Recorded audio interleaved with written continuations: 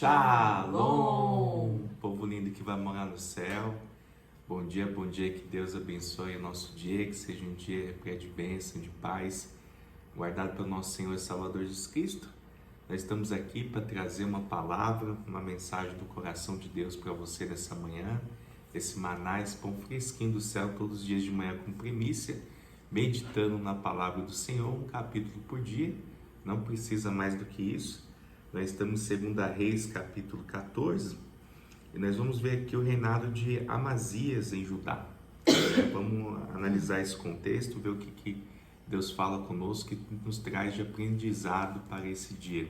Amém? Amém. Louvado seja o nome do nosso Senhor, aquele que é único e digno de toda honra, de toda glória e de todo louvor. Diz assim: no segundo ano de Jeoás, filho de Jeoacás, rei de Israel, começou a reinar Amazias, filho de Joás, rei de Judá. Tinha 25 anos quando começou a reinar, e 29 reinou em Jerusalém. Era o nome de sua mãe Jeoadã, de Jerusalém. Fez ele o que era reto perante o Senhor, ainda que não como Davi seu pai fez, porém segundo tudo o que fizera Joás seu pai. Tão somente os altos não se tiraram.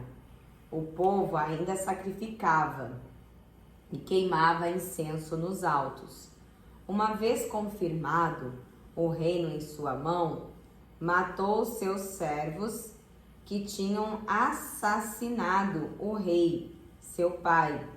Porém, os filhos dos assassinos não matou, segundo está escrito no livro da lei de Moisés, no qual o Senhor deu ordem, dizendo: os pais não serão mortos por causa dos filhos, nem os filhos por causa dos pais.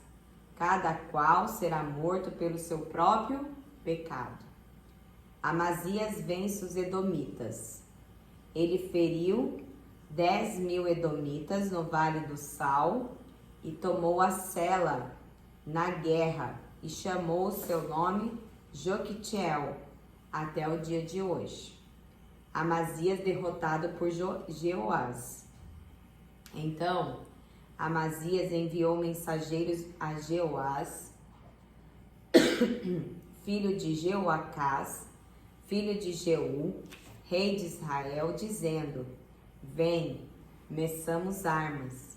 Porém, Jeoás, rei de Israel, respondeu a Amazias, rei de Judá: o cardo que está no Líbano mandou dizer ao cedro que lá está: dá tua filha por mulher a meu filho. Mas os animais do campo que estavam no Líbano passaram e pisaram o cardo. Na verdade, feriste os edomitas, e o teu coração se ensoberbeceu. Gloria-te disso e fica em casa, porque provocarias o mal, que caíres tu e Judá contigo.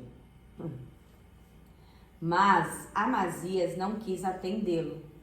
Subiu entre Jeoás, rei de Israel, e Amazias, rei de Judá, e mediram armas em Bet-Semes, que está em Judá.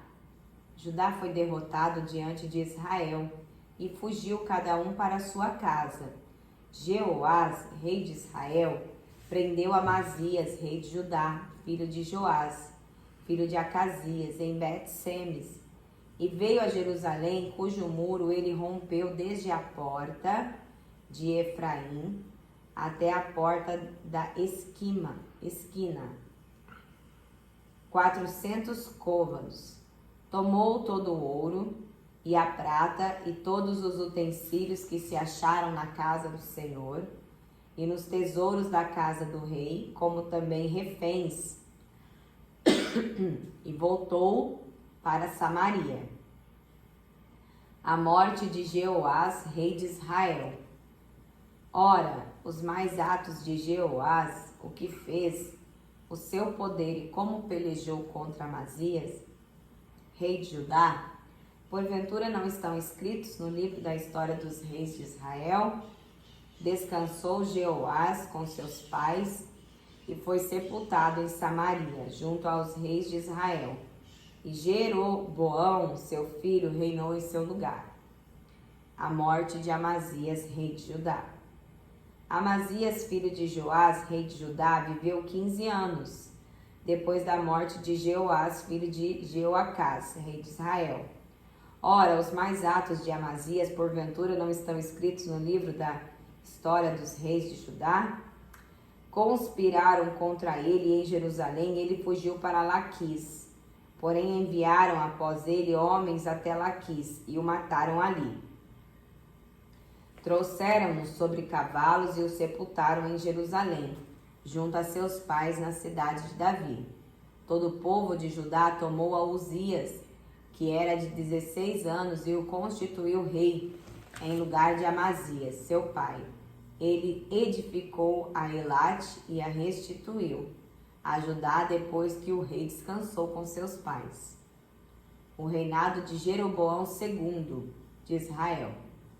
No 15º ano de Amazias, filho de Joás, rei de Judá, começou a reinar em Samaria.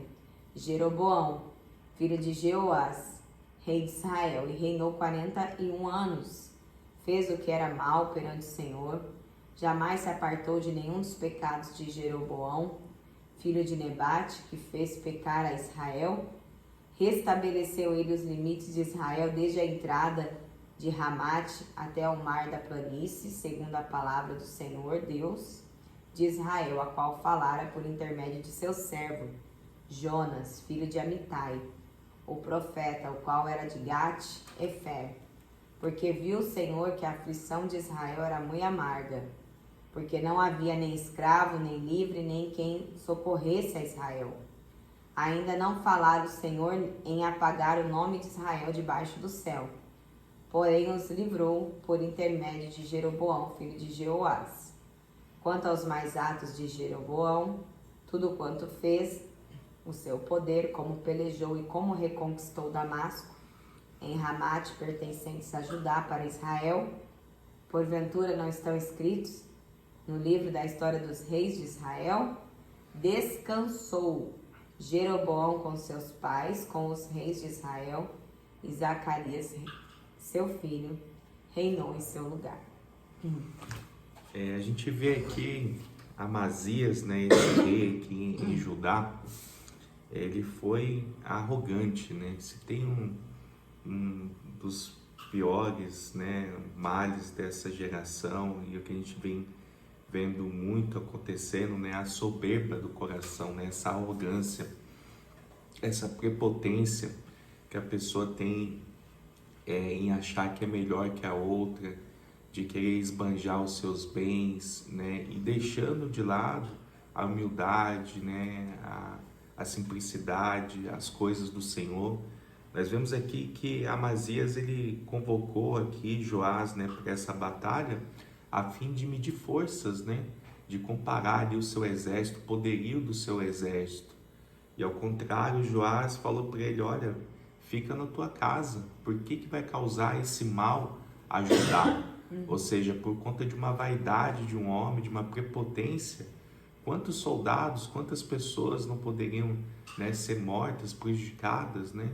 E foi isso que acabou ocorrendo, porque essa batalha acabou acontecendo, né? Ele não deu ouvido aqui a Joás e foi derrotado, né? Ele foi derrotado por Joás e teve ali foi tudo saqueado na casa do Senhor, foi derrubado as muralhas ali até Efraim, né? E olha que cena trágica, ele acabou virando ali um prisioneiro, né? Por quê? Porque é a prepotência, né? O poderio. Você quer conhecer a pessoa, dê poder a ela, aí você vai se revelar quem ela é, né? Então a gente vê nesse estereótipo humano ao qual nós vivemos, é isso, né? Esse capitalismo, porque quem tem dinheiro, né? A pessoa que eventualmente tem poder, aquela que tem recurso, que tem dinheiro, né? Que esbanja seus bens. Na verdade não é assim, né? Você vê aqui um rei, né, que tinha tudo, né, tinha vencido ali, tinha derrotado Edom, mas ao mesmo tempo se encheu de orgulho, né? E aonde acabou? Acabou sendo prisioneiro. Então eu falo que uma pessoa rica, uma pessoa próspera, é aquela pessoa que é rica para com Deus, né? Rica para com o Senhor. Ela prioriza as coisas do reino, não somente dessa vida terrena, mas principalmente as coisas de Deus, né? E a gente vê aqui um final trágico dessa história, né? Ele ser aqui sendo morto, né? Tudo que aconteceu aqui. Amém? Vamos orar? Senhor, meu Deus e amado Pai, nós te agradecemos, Senhor, pelo dom da vida, pelo privilégio que o Senhor nos concede de mais um dia, Senhor, estarmos aqui com nossos irmãos em Cristo, aprendendo, Senhor, dessa gloriosa palavra que nos ensina, Senhor, para não sermos arrogantes, varentos, Senhor, de coração, mas antes, Senhor, sermos humildes e manso como Tu és, ó Deus, tomando, Senhor, a posição de servo e reconhecendo, Senhor, que sem Ti nada somos, nós somos dependentes do Teu amor, da Tua misericórdia, e que se, Senhor, nós viermos a conquistar, se a gente vier a vencer na vida, Senhor, porque esse também é o propósito, que a gente não venha, Senhor, deixar isso cair no coração, mas que a gente venha ter sempre humildade para reconhecer que a vitória, que tudo que nós temos e que somos provém do Senhor e não de nós mesmos, não da força do nosso braço. Nos capacita, Senhor, para que cada dia, Senhor, a gente venha, Senhor, olhar mais para as coisas do alto e menos para essa vida terrena, Pai. Assim nós oramos e te agradecemos. Em nome do Teu Filho amado Jesus. Amém. E graças a Deus. Lâmpada para os meus pés é a palavra do Senhor e luz que clareia o nosso caminho. Que Deus abençoe seu dia. Shalom.